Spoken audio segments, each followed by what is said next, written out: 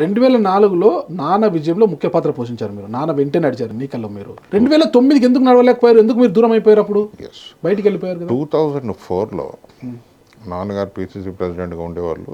అప్పుడు ఆయన రాష్ట్రం అంతా తిరిగారు. తిరగాల్సిన అవసరం ఉండింది. అప్పుడు ఆయన సంజయ్ నువ్వే నిజామాబాద్ చూడాలి. సో రోజు ఉదయం మాకు స్థానికంగా ఉన్నటువంటి మున్నూరు కాపు సంఘంలోనే ఉదయం 6ంటికి ముఖ్య కార్యకర్తలందరూ కూడా ఫస్ట్ అక్కడ టిఫిన్ చేసి ప్రచారానికి బయలుదేరాలి. సో 6 నుంచి నేను అక్కడికి రావటం, అందరినీ రిసీవ్ చేసుకోవటం, ఆ కాన్స్టిట్యున్సీలో ఉండే ప్రతి కుల సోదరుడికి వేరే కుల సంఘాల నాయకులే కానివ్వండి, ఇంపార్టెంట్ పీపుల్ అందరూ అక్కడికి గ్యాదర్ అయ్యి వాళ్ళందరినీ తీసుకొని వాళ్ళ సహకారంతోనే ఎలక్షన్స్ బ్రహ్మాండంగా పనిచేశాయి. తను 1-2 ఇంపార్టెంట్ మీటింగ్స్ తప్పితే మిగతా వాటికి రాలేదు. నిజామాబాద్ ప్రజలు శ్రీనివాస్ గారిని ఓన్ చేసుకున్నారు. ఒక చిన్న స్థాయి నుండి కష్టపడి ఈరోజు నిజామాబాద్ని డెవలప్ చేయడానికి ఒక చదువుకున్న వ్యక్తి, అనుభవం ఉన్నటువంటి వ్యక్తి పిసిసి ప్రెసిడెంట్ అనే పొజిషన్లో కూర్చున్నారు. ఆయన మనం గెలిపించుకుంటే మన ఊరు డెవలప్ అవుతుందనే ఉద్దేశంతో ఆయనను ఓన్ చేసుకొని బ్రహ్మాండమైనటువంటి మెజారిటీతో గెలిపించడం జరిగింది. స్టార్టింగ్లో శ్రీనివాస్ గారు కూడా అదే రకంగా ఊరు ఎప్పుడూ కూడా మీరు చెప్పినట్టుగానే ఆయన నాకు నేర్పించింది, పాలిటిక్స్లో నోరు పడేసుకోవటం తగదు. అప్పట్లో ఈ సోషల్ మీడియాలు, ఈ లైకులు, ఈ పోకులు ఇవి ఉండేవి కానీ ఇప్పుడు మాట్లాడే బూతు పురాణాలు కూడా పుల్లేవులేండి నాయకుల్లో.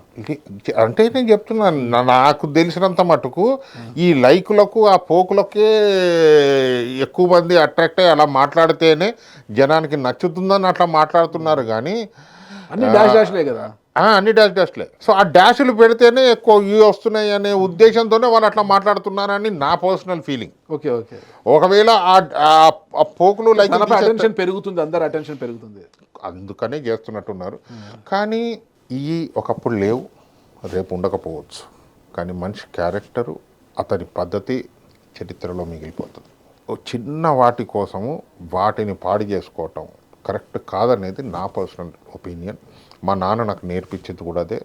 ఎప్పుడైనా మాట్లాడితే ప్రజల డెవలప్మెంట్ గురించి, ఊరు డెవలప్మెంట్ గురించి పద్ధతిగా మాట్లాడటం మంచిది. మనం ఆ లైన్ దాటొద్దు నాన్న అని నాకు నేర్పాడు. నేను అదే లైన్ ఫాలో అవ్వడానికి పూర్తి ప్రయత్నం చేస్తాను. 2009 విషయం నాకు చెప్పలేదు మీరు. ఎందుకు ఆ ఎన్నికల దుష్టశక్తుల వలన నేను కూడా చెప్పానా, ఆయన క్లాస్మేట్స్ కానివ్వండి, మిత్రులు కానివ్వండి, పెద్ద మనుషులు ఎంతమంది చెప్పినా కూడా వాళ్ళని దూరం చేసుకోలేకపోయాడు మా నాన్న. ఎందుకు చేసుకోలేకపోయాడు నాకు తెలియదు. నేను కూడా కొడుకు కదా, కొడుకు ఎందుకు దూరం అయిపోయాడు నేను కూడా చెప్పినా ఆయన వాళ్ళని దూరం పెట్టలేదు. తద్వారా ఆయనకు నష్టం జరిగింది, విపరీతమైన నష్టం జరిగింది. ఆ నష్టమే వీళ్ళ మూలాన్ని ఆయన ఎలక్షన్స్లో ఓడిపోవడానికి. అదే ఆశ్చర్యం. 2009లో డిఎస్ గారు ఓడిపోతే ఒక కామెంట్ పెద్ద ఎత్తున, అంటే వైఎస్ గారికి వ్యతిరేకంగా పనిచేసే ఒక కోటరీ మాత్రము 2004లో కాంగ్రెస్ పార్టీ అధికారంలోకి వచ్చిన వెంటనే, అప్పుడు 2004 ఎన్నికలు అప్పటికి డిఎస్ గారు పిసిసిగా ఉన్నారు, వైఎస్ గారు అసెంబ్లీ పక్ష నేతగా ఉన్నారు, ప్రతిపక్ష పార్టీ అసెంబ్లీ పక్ష నేతగా ఉన్నారు కదా. ఇద్దరికీ సీఎం విషయంలో పోటీ జరిగింది. డిఎస్ గారా వైఎస్ గారు అనేది చివరి నిమిషంలో అధిష్టానం రాజశేఖర రెడ్డి గారి వైపు మొగ్గు చూపింది కాబట్టి ఆయనకు సీఎం ఇచ్చింది. 2009లో మళ్ళా పోటీకి వస్తాడు, సీఎం పోటీకి వస్తాడని రాజశేఖర రెడ్డి గారే డిఎస్ గారిని ఓడించారని రాజశేఖర రెడ్డి గారి వ్యతిరేక వర్గీయులు కొంత ప్రచారం చేశారు. అప్పుడు అందులో వాస్తవం ఎంత ఉందంటారు? నాకు తెలిసినంత మటుకు, నేను చూసినంత మటుకు రాజశేఖర్ రెడ్డి గారు అంత చీప్గా ఆలోచించే క్యారెక్టర్ కాదు. ఆయన హుందా వ్యక్తి. ఆయన నోటితోనే శ్రీనివాస్ గారు ముఖ్యమంత్రి అయిపోయేవాడు, అవ్వటానికి కూడా అన్ని అర్హతలు ఉన్నాయి. ఆయన ఇంకొక 20-25 కేజీలు తక్కువ ఉంటే ఖచ్చితంగా నా సీటు మింగేసేవాడు, అదొకటే కాపాడిందని ఆయన నోటితోనే అన్నాడు. ఓకే, ఆయన బరువే ఆయనకు ఇదేంటంటారా?